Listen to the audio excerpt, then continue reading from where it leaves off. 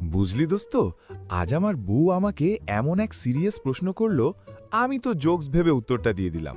এখন বাসায় গেলে আমার ভাত বন্ধ। আচ্ছা, একটা কথা বলবে সত্যি করে? বলো। ধরো, আমি যদি হুট করে কোনোদিন হারিয়ে যাই, তবে তুমি কি করবে?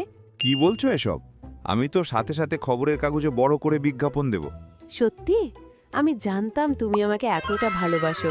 তা বিজ্ঞাপনে কি লিখবে? আমি লিখব, যে যেখানেই থাকুন ওনাকে ওখানেই রাখুন, দয়া করে ফেরত দেওয়ার কোনো প্রয়োজন নেই, বিনিময়ে আমি আপনাকে নগদ পুরস্কার দেব। কি বললে তুমি? আমি হারিয়ে গেলে তোমার আনন্দ হবে? দাঁড়াও, দেখাচ্ছি মজা। এখান থেকে কেটে পড়ি বাবা।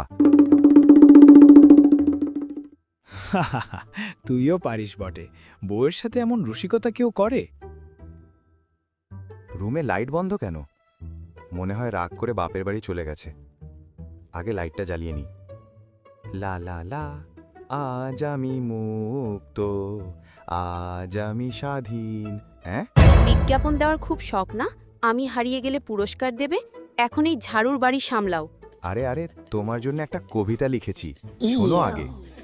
বউ যদি যায় হারিয়ে, শান্তি আসে ঘরে। এই কথাটি বললে কেন সবাই আমায় ধরে? রসিকতা কি বুঝো না প্রিয়া? কেন দেখাও ভয়? তুমি ছাড়া এই ঘর যে মশার কামড়ে ক্ষয়।